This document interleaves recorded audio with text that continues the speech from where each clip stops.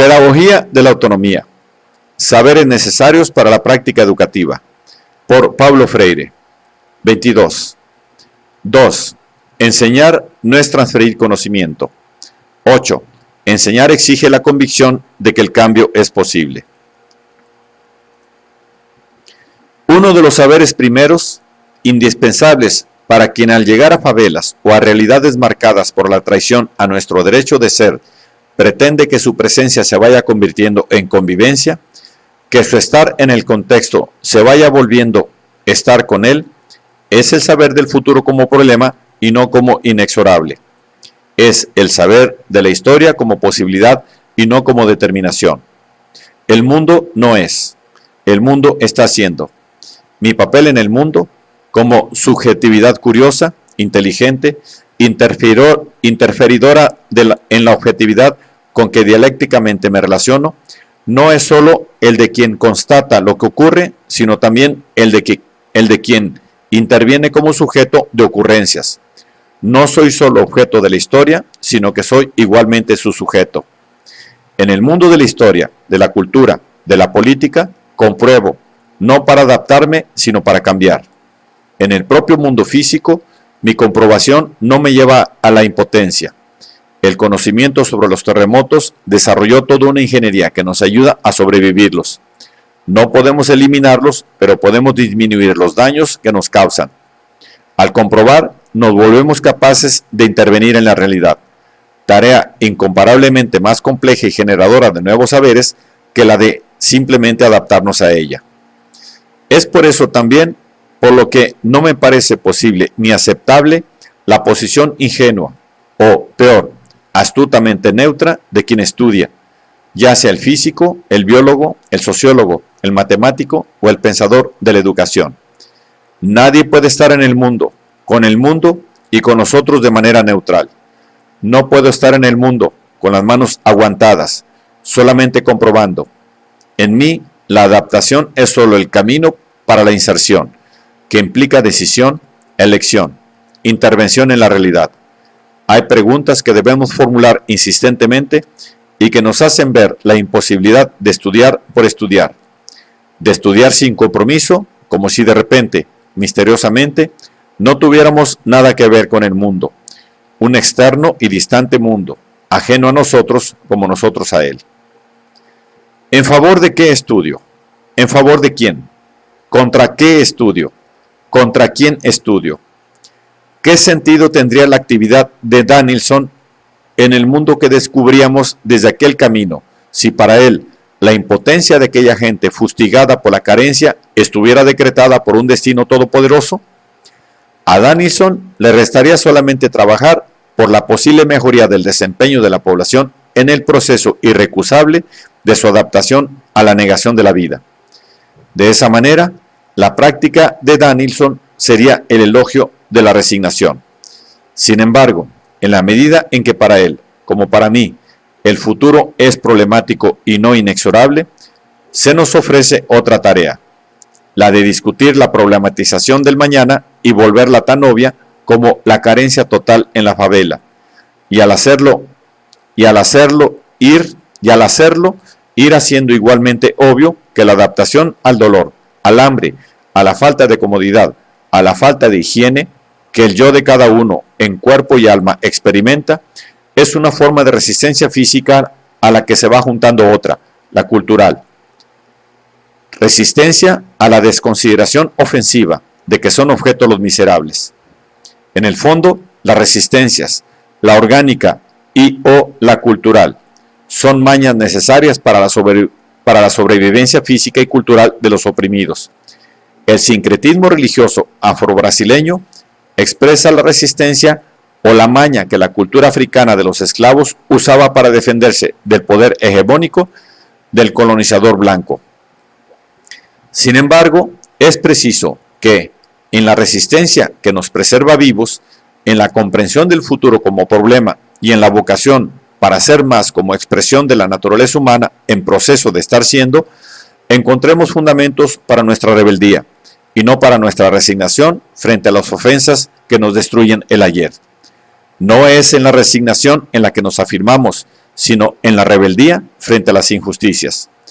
Una de las cuestiones centrales que tenemos que trabajar es la de convertir las posturas rebeldes en posturas revolucionarias que nos involucran en el proceso radical de transformación del mundo.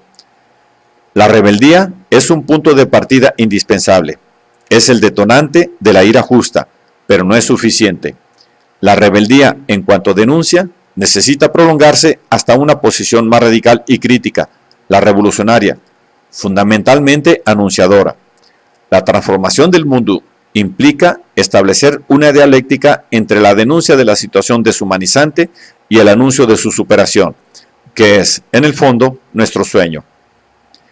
Es a partir de este saber fundamental, cambiar es difícil, pero es posible, como vamos a programar nuestra acción político-pedagógica, sin importar si el proyecto con el cual nos comprometemos es de alfabetización de adultos o de infantes, de acción sanitaria, de evangelización o de formación de mano de obra técnica. El éxito de educadores como Danielson está centralmente en esta certeza que nunca los deja de que es posible cambiar, de que es necesario cambiar, de que preservar situaciones concretas de miseria es una inmoralidad. Así es como este saber que la historia viene comprobando se erige en principio de acción y abre camino a la constitución, en la práctica, de otros saberes indispensables. No se trata, obviamente, de obligar a la población explotada y sufrida a que se rebele, que se movilice, que se organice para defenderse, valga decir, para transformar el mundo. No importa si trabajamos con alfabetización, con salud, con evangelización o con todas ellas. Se trata en verdad de, junto al trabajo específico de cada uno de esos campos, desafiar a los grupos populares para que perciban, en términos críticos, la violencia y la profunda injusticia que caracterizan su situación concreta. Aún más, que su situación concreta no es destino cierto o voluntad de Dios, algo que no puede ser transformado. No puedo aceptar como táctica del buen combate la política del cuanto peor mejor, pero tampoco puedo aceptar impasible la política asistencialista que, al anestesiar la conciencia oprimida, prorroga sine die la necesaria transformación de la sociedad. No puedo prohibir que los oprimidos con los que trabajo en una favela voten por candidatos reaccionarios, pero tengo el deber de advertirlos sobre el error que cometen, de la contradicción en que se enredan. Votar por el político reaccionario es ayudar a la preservación del statu quo. Si soy coherente con mi opinión, ¿cómo puedo votar por un candidato cuyo discurso radiante de desamor anuncia sus proyectos racistas? Partiendo de que la experiencia de la miseria es violencia y no la expresión de la pereza popular o fruto del mestizaje o de la voluntad punitiva de Dios, violencia contra la que debemos luchar, tengo que irme volviendo cada vez más competente en cuanto educador para que mi lucha no pierda eficacia. Es que el saber al que me referí, cambiar es difícil pero es posible, que me empuja esperanzado a la acción, no es suficiente para la eficacia necesaria a la que hice mención.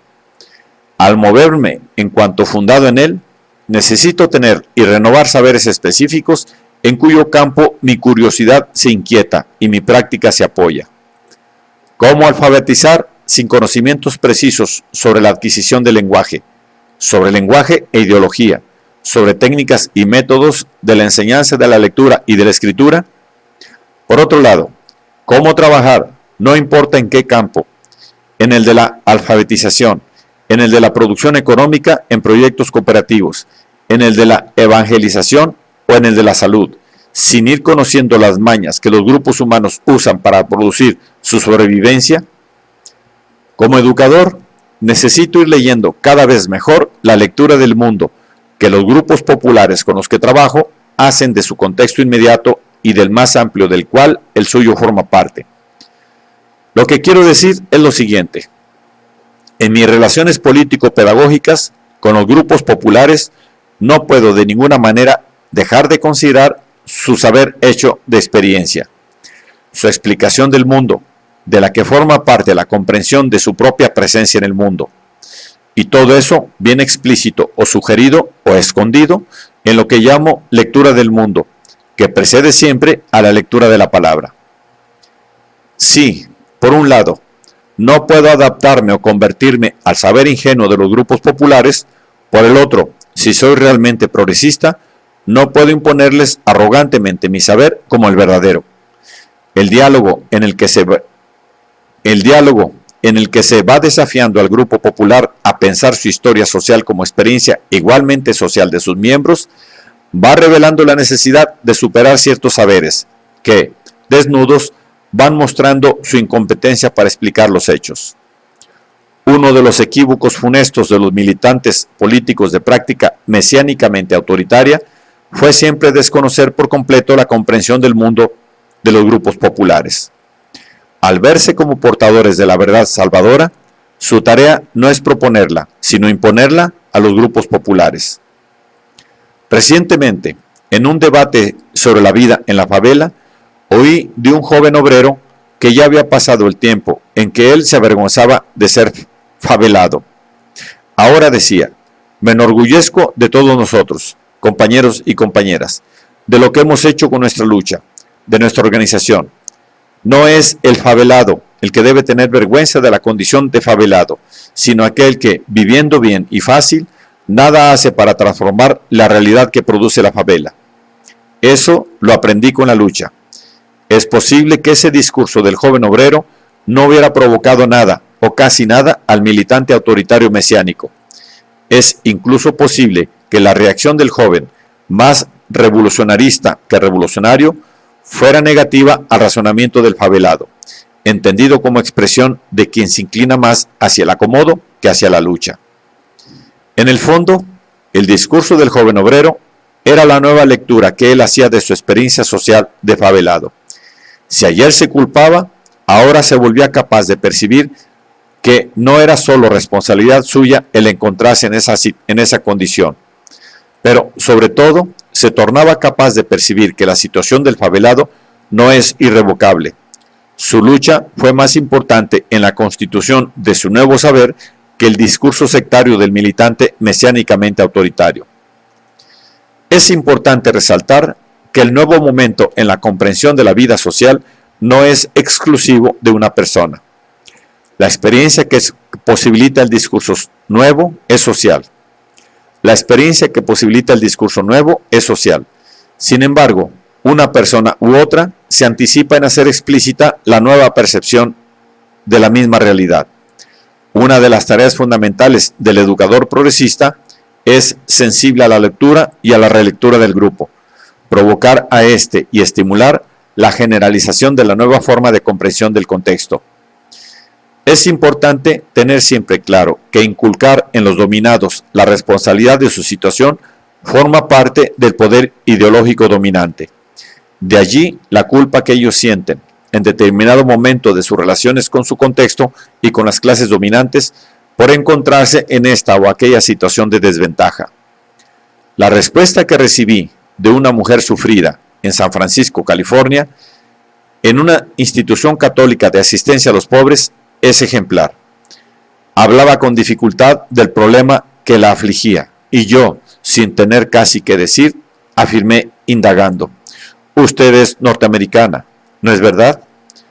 «No, soy pobre», respondió, como si estuviera pidiendo disculpas a los norteamericanos por su fracaso en la vida. Me acuerdo de sus ojos azules anegados en lágrimas, expresando su sufrimiento y la asunción de la culpa por su fracaso en el mundo. Personas como ella forman parte de las legiones de ofendidos que no ubican la razón de ser de su dolor en la perversidad del sistema social, económico, político en que viven, sino en su propia incompetencia. Mientras se sientan así, piensen así y actúen así, reforzarán el poder del sistema. Se vuelven conviventes con el orden deshumanizante. La alfabetización en un área de miseria, por ejemplo, solo adquiere sentido en la dimensión humana, si con ella se realiza una especie de psicoanálisis histórico-político-social del que vaya resultando la extraversión de la culpa indebida. Esto corresponde a la expulsión del opresor de dentro del oprimido. en cuanto sombra invasora, sombra que, expulsada por el oprimido, debe ser sustituida por su autonomía y su responsabilidad. Sin embargo, hay que destacar que pese a la relevancia ética y política del esfuerzo concientizador que acabo de señalar, no es posible detenerse en él y dejar relegada a un segundo plano la enseñanza de la escritura y de la lectura de la palabra. Desde una perspectiva democrática, no podemos transformar una clase de alfabetización en un espacio donde se prohíbe toda reflexión en torno de la razón de ser de los hechos, ni tampoco en una asamblea libertadora. La tarea fundamental de los Danielson, entre los cuales me sitúo, es experimentar con intensidad la dialéctica entre la lectura del mundo y la lectura de la palabra. Programados para aprender e imposibilitados de vivir sin la referencia de un mañana, donde quiera que haya mujeres y hombres, habrá siempre que hacer, habrá siempre que enseñar, habrá siempre que aprender. No obstante, para mí nada de eso tiene sentido si se lo realiza contra la vocación para el ser más, que se constituye histórica y socialmente y en el que mujeres y hombres estamos insertos.